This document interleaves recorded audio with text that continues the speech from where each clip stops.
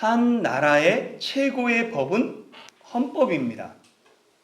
헌법은 다른 법률이나 명령으로서 변경할 수 없는 국가의 근본법입니다.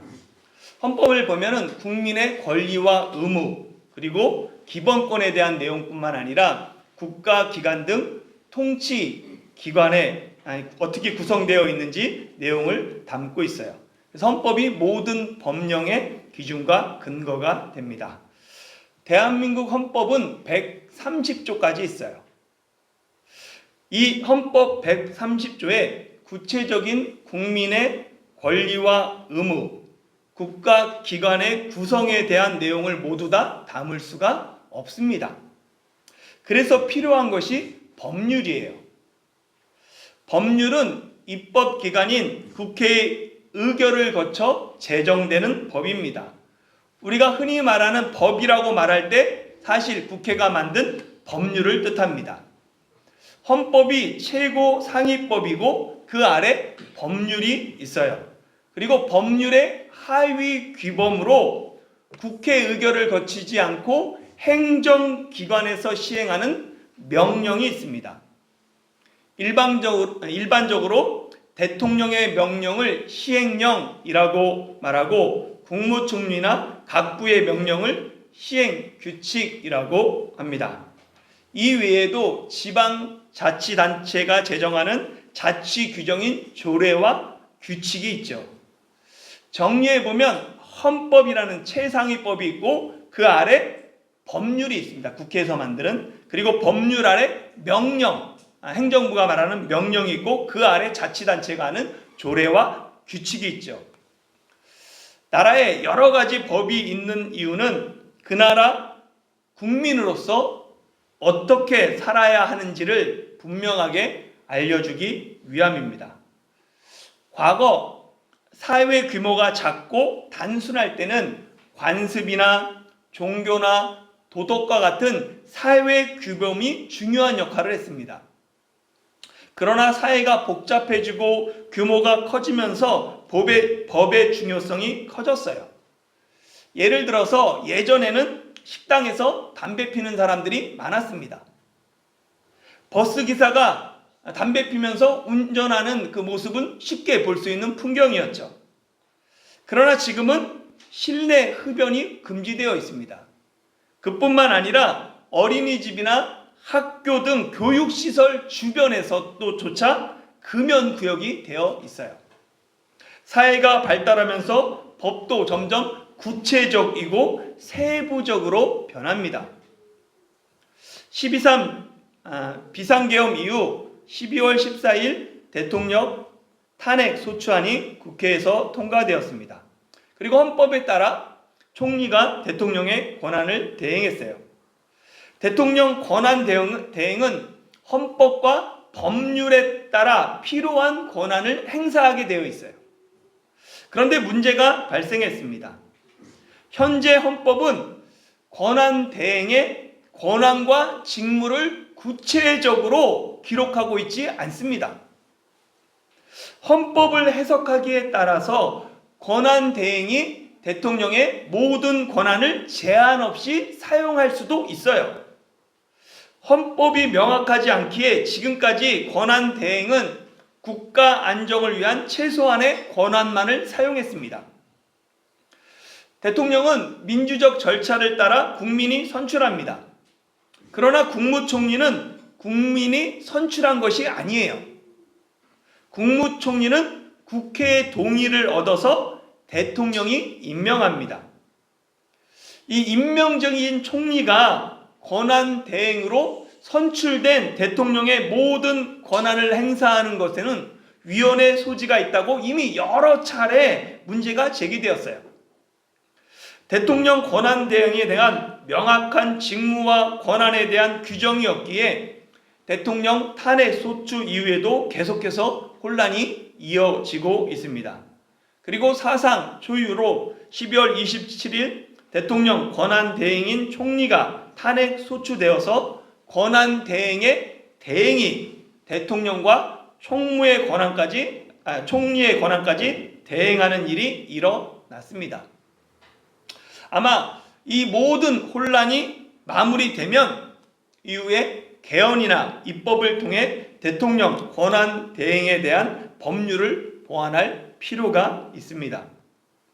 복잡한 사회에서 일어나는 다양한 갈등과 분쟁을 해결하기 위해서는 구체적이고 명확한 법이 필요합니다. 법이 명확할수록 이견이 줄어들고 법이 구체적일수록 사회 혼란이 적어집니다. 그러나 세상에서 일어나는 모든 분쟁을 일일이 법을 만들어서 대응할 수는 없습니다. 그렇기 때문에 법이 만들어진 이유 그리고 법의 정신을 기억할 필요가 있는 거예요. 하나님 나라에도 법이 있습니다. 나라의 법이 그 나라의 국민으로 어떻게 살아야 하는지를 분명하게 보이기 위한 것처럼 하나님 나라의 법도 하나님의 백성으로 어떻게 살아야 하는지를 분명하게 하기 위해 존재합니다. 구약시대 하나님의 법은 율법입니다. 율법 중에서도 가장 우선되는 헌법과 같은 상위 개념의 법이 십계명이에요. 하나님이 십계명과 율법을 이스라엘 자손에게 주신 이유는 이스라엘 자손이 하나님 나라의 백성으로 세상과 구별된 삶을 살기 원하셨기 때문입니다. 지난 시간에 말씀드린 것처럼 십계명과 율법에는 하라는 조항보다 뭐뭐 하지 말라라는 조항이 더 많습니다. 그 이유는 출애굽한 이스라엘 백성의 영적 수준이 아직 어린아이이기 때문입니다. 430년 동안 이집트에서 종살이하던 이스라엘 자손이 하나님의 백성이 되었기에 아직 어린아이 상태였던 거예요. 부모는 자녀가 어릴수록 소극적이고 부정적인 하지 마라 라는 말을 많이 사용해요. 그러나 자녀가 장성하면 적극적이고 긍정적으로 뭐뭐 하라 라고 말을 많이 사용합니다. 구약을 대표하는 법인 십계명과 율법에 하지 말라가 뭐뭐 하라보다 더 많은 이유예요. 그러나 예수님은 율법과 십계명을 새롭게 정립하셨습니다. 예수님은 율법과 십계명을 소극적이고 부정적인 금지가 아닌 적극적이고 긍정적인 행함을 강조하셨어요. 마태복음 22장 35절에서 40절 같이 한번 읽어볼까요? 시작. 그 중에 한 율법사가 예수를 시험하여 묻되 선생님, 율법 중에서 어느 계명이 크니이까? 예수께서 이르시되 내 마음을 다하고 목숨을 다하고 뜻을 다하여 주 너의 하나님을 사랑하라 하셨으니 이것이 크고 첫째 되는 계명이요 둘째도 그와 같으니 내 이웃을 내 자신같이 사랑하라 하셨으니 이 두 계명이 온 율법과 선지자의 강령이니라. 아멘. 한 율법사가 예수님에게 율법 중에 어느 계명이 크냐고 물었습니다. 율법사들은 토라인 창세기, 출애굽기, 레위기, 민수기, 신명기에서 하나님의 명령을 613개로 뽑았어요. 그리고 613개를 하라에 해당하는 적극적인 계명과 하지 말라에 해당하는 소극적인 명령으로 나눴습니다. 기억하기 좋게 1년 365일 하지 말아야 돼요. 그리고 248 248개는 하라입니다. 율법사들은 율법을 613개로 정하고는 그 중에서 어느 계명이 가장 큰가를 놓고 논쟁하며 다퉜습니다. 율법사는 예수님을 이 논쟁에 끌어들여서 함정에 빠뜨려서 시험하려고 합니다. 예수님이 어떤 대답을 하든 이 논쟁을 피하기 힘들었습니다. 그런데 예수님은 613개의 그 계명 중에 하나님 사랑과 이웃 사랑을 꼭 집어서 말씀하세요. 예수님이 말씀하신 이 하나님 사랑과 이웃 사랑은 모두 율법에 기록된 계명입니다. 신명기 6장 5절에 보면 너는 마음을 다하고 뜻을 다하고 힘을 다하여 내 하나님 여호와를 사랑하라 라고 말씀하셨고, 레위기 19장 18절에 보면 원수를 갚지 말며 동포를 원망하지 말며 내 이웃 사랑하기를 내 자신과 같이 사랑하라 나는 여호와이니라 라는 말씀이 있습니다. 예수님은 신명기와 레위기의 말씀을 인용하면서 이 두 계명이 온 율법과 선지자의 강령이라고 말씀하십니다. 이 강령이라는 말은 근본이 되는 큰 줄거리를 뜻해요. 그러니까 이 강령을 새번역 성경에서는 본뜻으로 번역했습니다. 하나님이 율법과 예언서를 주신 본래의 뜻은 자기 백성이 하나님을 사랑하고 이웃을 사랑하기 위함입니다. 이 말씀이 율법과 십계명의 핵심입니다. 십계명은 두 돌판으로 되어 있는데 1계명부터 4계명은 하나님을 사랑하라 라는 계명이고 5계명부터 10계명은 이웃을 사랑하라 라는 계명입니다. 하나님이 자기 백성에게 율법과 십계명을 주신 이유는 하나님 백성답게 하나님을 사랑하고 이웃을 사랑하는 삶을 살게 하기 위함입니다. 하나님 사랑과 이웃 사랑이 똑같이 중요하지만 우선순위가 있어요. 하나님이 하나님 사랑을 이웃 사랑보다 먼저 앞서서 말씀하신 이유입니다. 하나님과의 관계가 바로 세워질 때만 사랑과의 관계도 바로 설 수 있습니다. 하나님과의 관계가 바르지 못하면 사랑과의 관계도 바르게 정립할 수 없어요. 아담과 하와가 하나님과의 바른 관계를 맺지 못함으로 말미암아 죄가 세상에 들어왔습니다. 가인이 동생 아벨을 살인하고 사람들이 음행하고 도둑질하며 거짓말합니다. 인간 사회의 분열과 갈등은 아담과 하와가 깨트린 하나님과의 관계를 회복할 때 해결할 수 있습니다. 이 일을 위해 예수님이 오셨습니다. 우리는 예수님을 통해 하나님과의 바른 관계를 맺으며 사랑과의 관계도 바르게 정립할 수 있습니다. 이제 막 출애굽한 이스라엘 자손은 하나님과의 관계를 아직 바르게 정립하지 못했어요. 그래서 그들에게 하나님 사랑과 이웃 사랑은 하지 말라는 소극적인 계명으로 계시되었습니다. 그러나 예수님을 통해 하나님과의 관계를 바르게 정립한 우리는 하나님 사랑과 이웃 사랑을 적극적으로 행하도록 부르심을 받았습니다. 십계명의 정신을 알고 예수님의 가르침을 아는 사람은 단지 십계명을 문자적으로 지킨 것에 만족하지 못합니다. 십계명이 중요한 이유는 문자 속에 담겨 있는 하나님의 사랑과 이웃 사랑의 정신 때문입니다. 이를 예수님은 마태복음 5장에서 6가지 반대 명제로 말씀하셨어요. 이 안티테제라고 말하는 6 반대 명제 중에 십계명에 해당하는 살인하지 말라와 간음하지 말라라는 계명이 들어 있습니다. 우리는 살인하지 말라라는 계명 앞에 최소한 다른 사람을 죽인 일이 없기에 이 계명을 잘 지켰다라고 생각해요. 그런데 예수님은 형제에게 노하는 자, 화내는 자, 형제에 대하여 욕하는 자, 형제에 대하여 미련한 놈이라고 하는 자도 살인한 자다라고 말씀하십니다. 간음에 대해서도 마찬가지예요. 우리는 간음을 부정한 성관계로만 생각합니다. 그런데 예수님은 음욕을 품고 상대를 보는 자마다 이미 간음했다라고 말씀하세요. 우리는 계명을 문자로만 생각하고 적용하려고 합니다.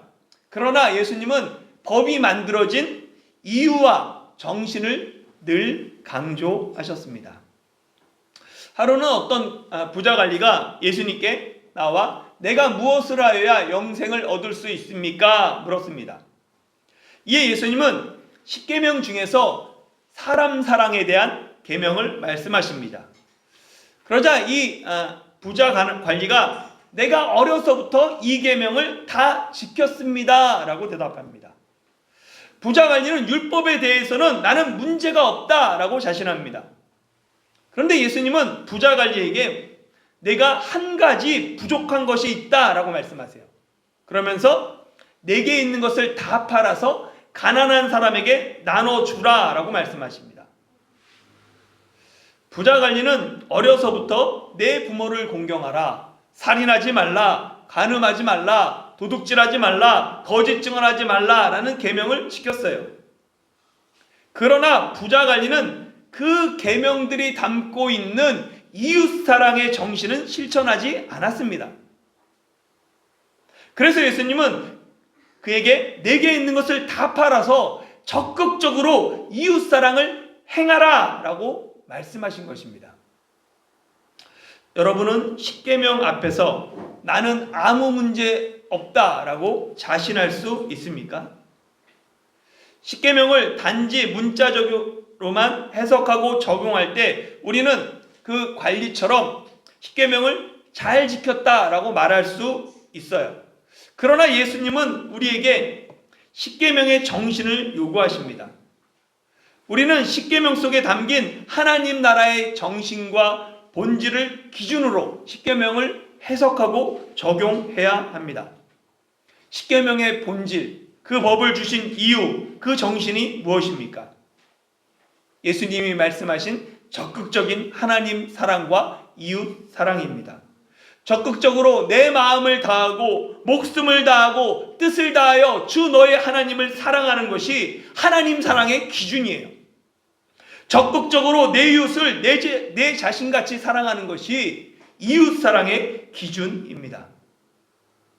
십계명을 소극적인 뭐뭐 하지 말라가 아닌 적극적인 사랑하라, 이 계명으로 실천하는 저와 여러분이 되길 소망합니다.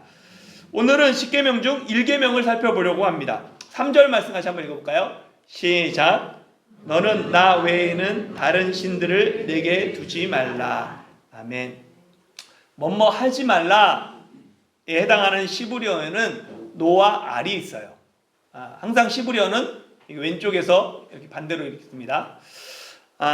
둘 다 부정과 금지 명령을 사용하는데 차이는 노는 영구적이고 절대적인 금지 명령이고 알은 일시적이고 일반적인 금지 명령입니다.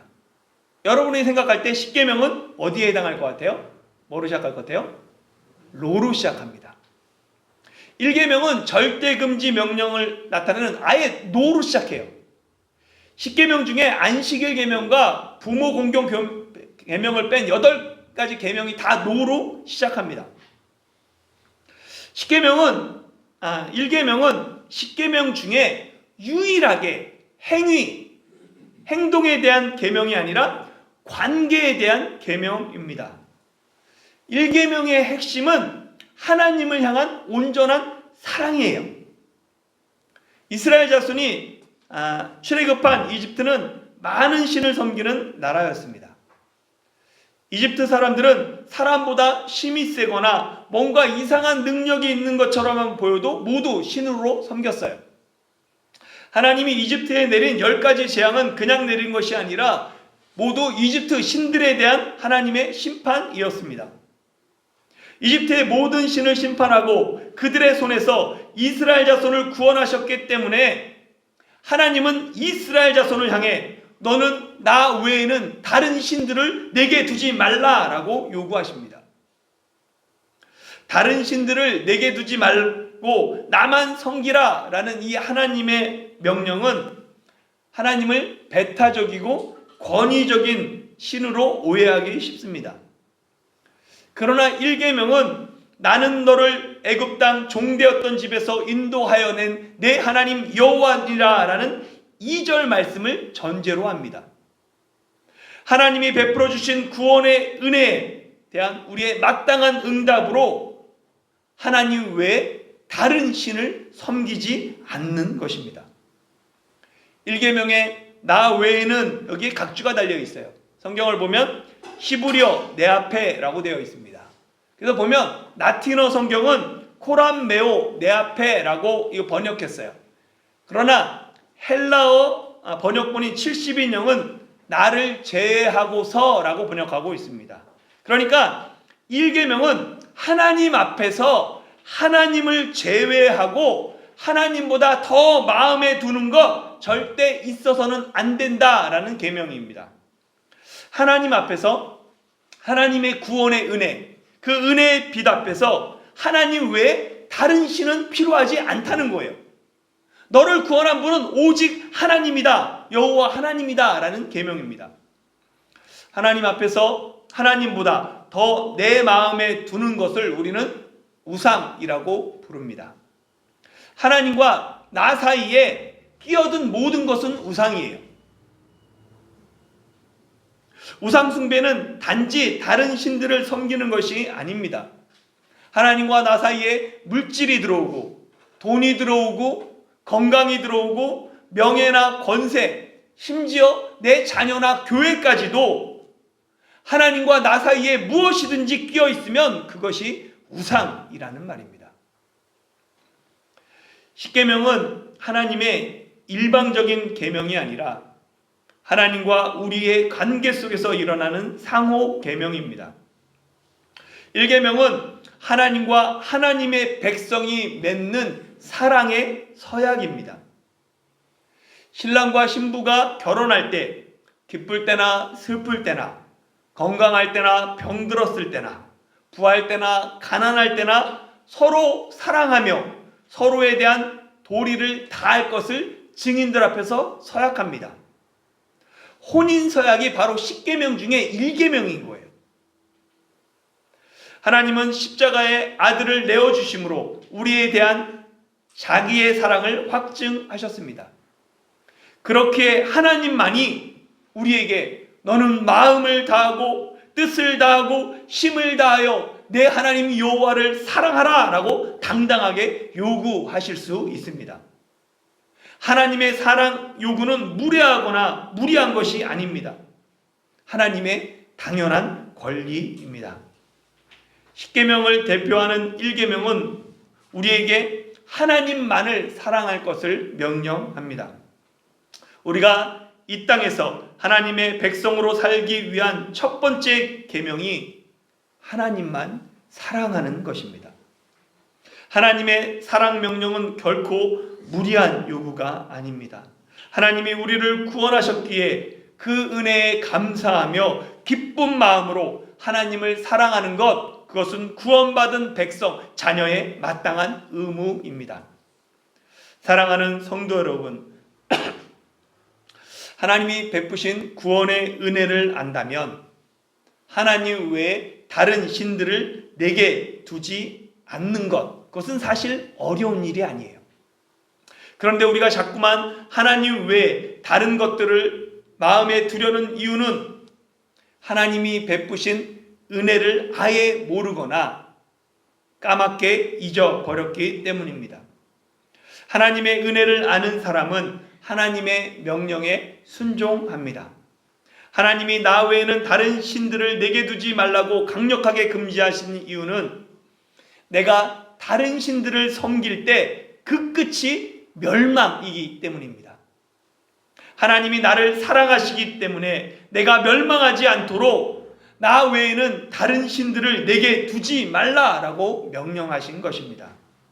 하나님의 사랑에 감사하며 적극적으로 하나님 사랑과 이웃 사랑을 실천하는 저와 여러분이 되시길 예수님의 이름으로 축원합니다.